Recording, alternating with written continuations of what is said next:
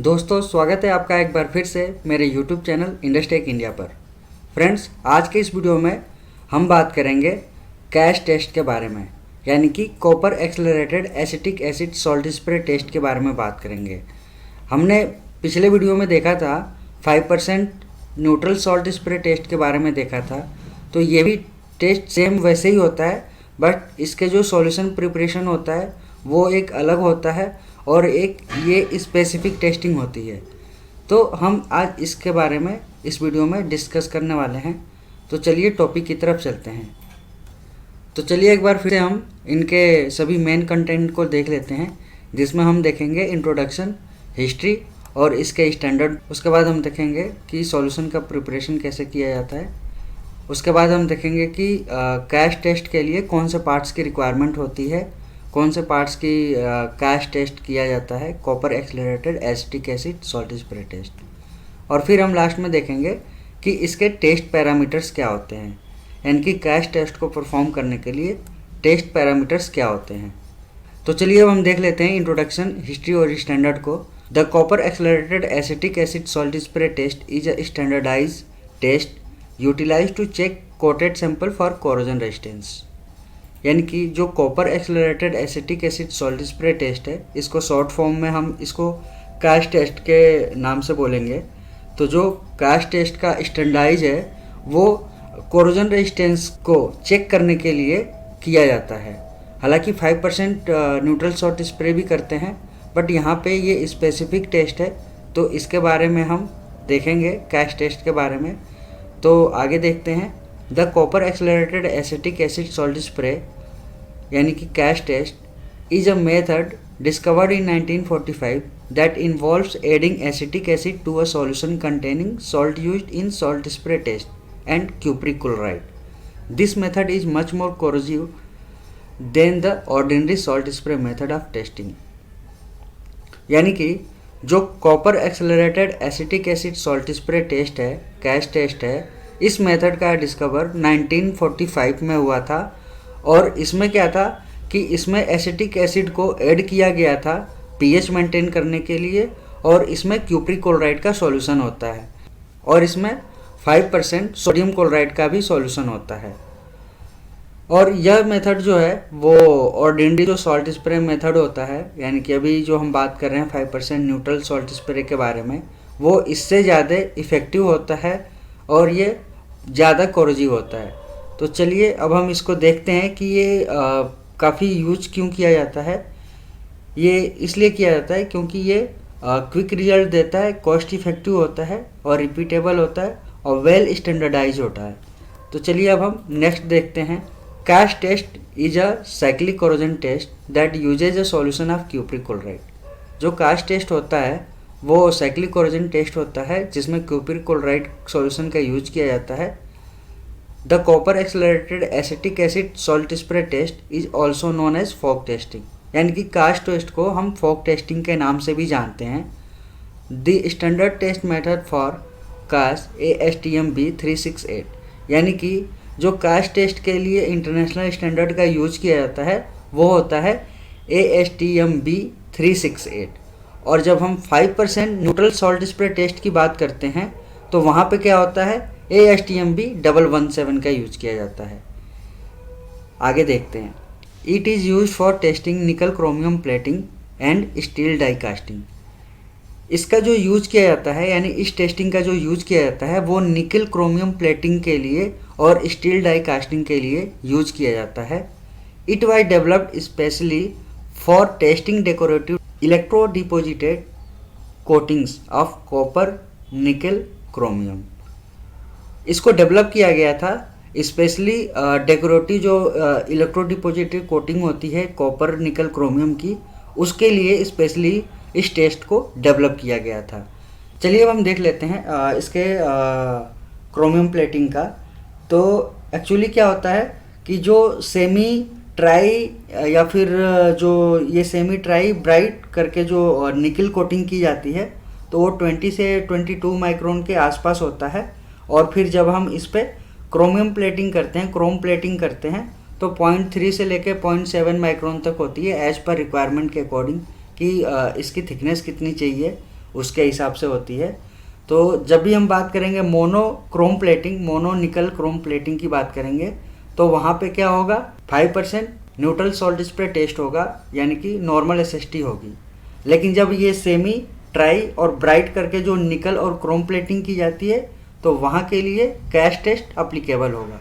Monochrome plating parts are not required CASS test, यानी कि अभी जो मैंने बताया कि जो मोनोक्रोम प्लेटिंग पार्ट्स है उसके लिए कैश टेस्ट रिक्वायर्ड नहीं होता है। This type parts corrosion resistance can be check by neutral salt spray test ASTM B117, यानी कि जो मोनोक्रोम प्लेटिंग वाले पार्ट्स होते हैं उनका कोरोजन रेजिस्टेंस चेक किया जा सकता है न्यूट्रल सॉल्ट स्प्रे टेस्ट के थ्रू, यानी कि जो नॉर्मल SST टेस्टिंग होती है तो उसके थ्रू हम उसका कोरोजन रेजिस्टेंस चेक कर सकते हैं, किसका, मोनोक्रोम प्लेटिंग पार्ट्स के। और इसके लिए जो टेस्ट स्टैंडर्ड यूज होंगे वो होंगे ASTM B117, यानी कि जो इंटरनेशनल स्टैंडर्ड को जो फॉलो किया जाता है वो कौन सा मेथड होता है, कौन सा स्टैंडर्ड होता है, ASTM B117। अब चलिए अब हम एक बार पार्ट्स को देख लेते हैं। जैसे यहाँ पे देख सकते हैं बाइक है, तो यहाँ पे जो हैंडल का पार्ट्स है यहाँ पे, तो यहाँ पे क्या है कि इस पे निकल क्रोम प्लेटिंग की गई है, तो इस पार्ट्स की क्या होगी, कैश टेस्ट की रिक्वायरमेंट होगी।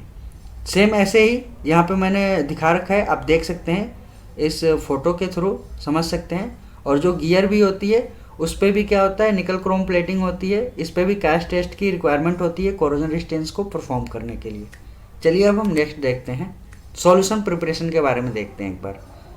Make the solution of 5% NaCl, यानी कि सोडियम क्लोराइड 5% का सॉल्यूशन बनाना होगा, यानी कि 5% NaCl, यानी कि 5% सोडियम क्लोराइड का मतलब हो गया कि DM वाटर में 5% NaCl ऐड करना है, सोडियम क्लोराइड। यानी सपोज दैट कि अगर 5 लीटर अगर DM वाटर है तो उसमें कितना जाएगा, 250 ग्राम हमें सोडियम क्लोराइड ऐड करना होगा। फिर हमें उसमें क्या करना होगा, reagent grade cupric chloride is then added at a rate of 1 gram to 4 liter of prepared salt solution. Cupric salt spray is adjusted to a pH of 3.1 to 3.3 by adding reagent grade glacial acetic acid 1 to 1.5 ml per liter। यानी कि solution बनाने के बाद से 5% sodium chloride का solution बनाने के बाद से जो उसमें ऐड होगा, जिस रिएजेंट को ऐड करेंगे उसमें क्यूप्रिक क्लोराइड होगा CuCl2, इसको ऐड किस रेशियो से करना होगा, 1 ग्राम टू 4 लीटर, यानी कि 4 लीटर में 1 ग्राम ऐड करना पड़ेगा, यानी कि 0.25 ग्राम पर लीटर के हिसाब से हमें उस साल्ट सॉल्यूशन में, बनाए हुए साल्ट सॉल्यूशन में हमें उसको ऐड करना होगा। और इसका pH मेंटेन करने के लिए 3.1 से 3.3 मेंटेन करने के लिए हमें क्या करना होगा, इसमें जो ग्लेशियल एसिटिक एसिड होती है उसको हमें ऐड करना होगा 1 से 1.5 ml पर लीटर के हिसाब से। pH मेंटेन करने के लिए यहाँ पे बेसिकली ग्लेशियल एसिटिक एसिड का यूज किया जा रहा है। तो चलिए अब हम नेक्स्ट टॉपिक को देखते हैं, test parameter for CASS test, यानी कि कैश टेस्ट के लिए क्या क्या टेस्ट पैरामीटर्स होते हैं उसको एक बार देख लेते हैं। pH अभी हमने देखा, pH रेंज कितना होता है, 3.1 से 3.3। टेस्ट टेम्परेचर्स कितना होना चाहिए, 49 ± 1 डिग्री सेल्सियस। टेस्ट साइकिल क्या होता है, ये कंटिन्यूअस स्प्रे, यानी कि इसको फोक टेस्ट के नाम से भी जानते हैं, तो ये कंटिन्यूअस स्प्रे होता है। टेस्ट टाइम एंड इंस्पेक्शन की एक बार बात कर लेते हैं। Test time ranges from 24 to thousands of hours, usually in 24 hours increments. Typically, exposure lengths in hours are 6, 12, 22, 48, 96, 192, 240, 504 and 720. One option is to use multiple panel samples, pulling one set out at every specified time period. Another option is to evaluate, photograph the panels sample at each specified interval and return them to the test cabinet for the total test time.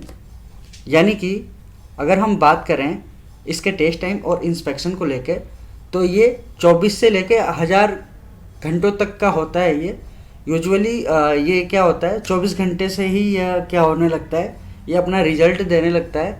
Typically हम इसको 6 घंटे, फिर 12 घंटे, फिर 22 घंटे करके हम क्या करते हैं, इसको ट्रैक कर सकते हैं, हम इसको क्या कर सकते हैं, ऑब्जर्व कर सकते हैं। तो हमें क्या करना होता है कि सिंपली हम 1 by 1 करके सैंपल्स को हम क्या कर सकते हैं कि उसको एक स्पेसिफाइड टाइम के बाद से, एवरी स्पेसिफाइड टाइम पीरियड के बाद से हम क्या करेंगे, उसको ऑब्जर्व करेंगे और उसके बाद से हम क्या कर सकते हैं, उसका फोटोग्राफ ले सकते हैं स्पेसिफाइड इंटरवल पे।